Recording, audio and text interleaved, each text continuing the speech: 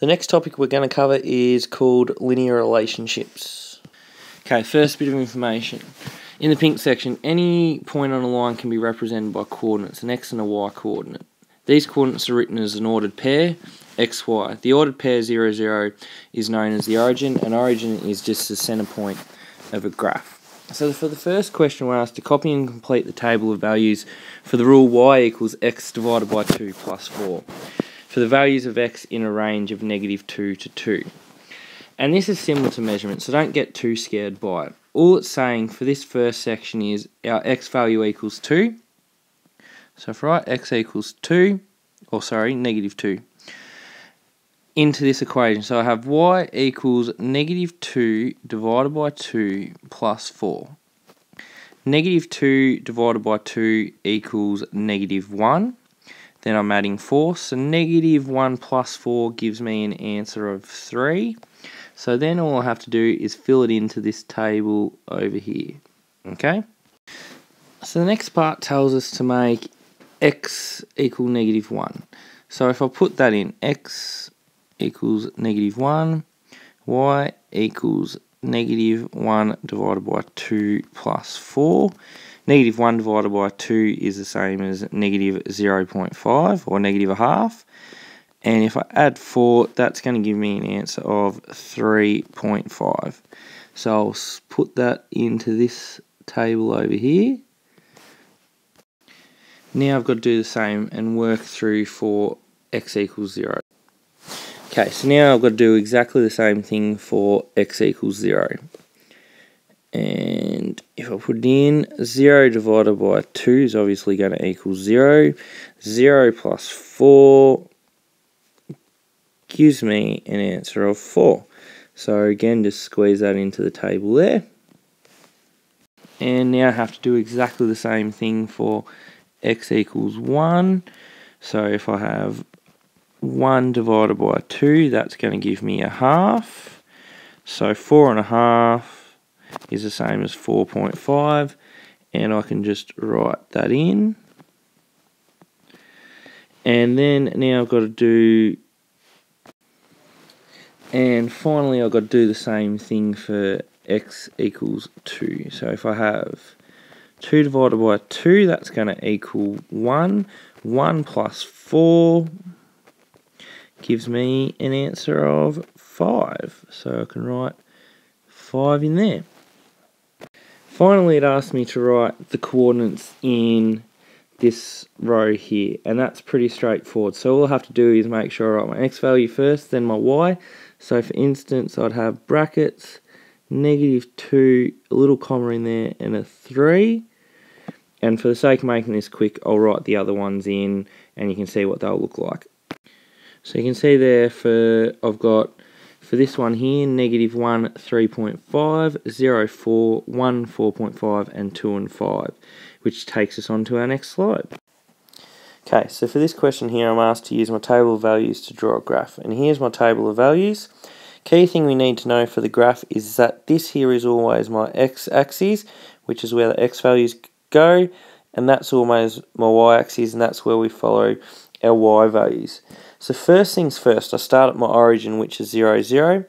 This one here asks me to go across to -2 up to +3. At that point, I draw a dot.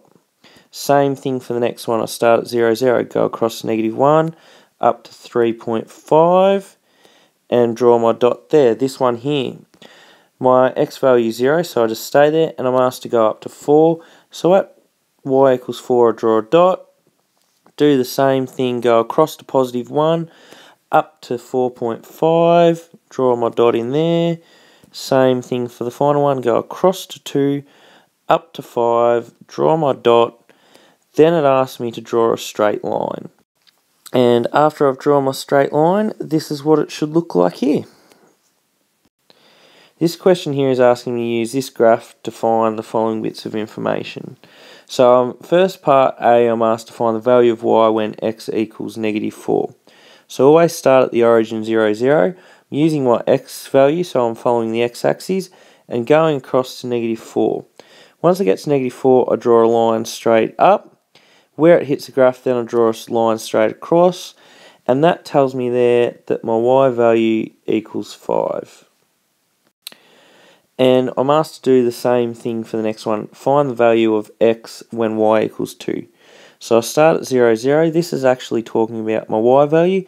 So I'm going to go up to 2. At that point, I'm going to go across.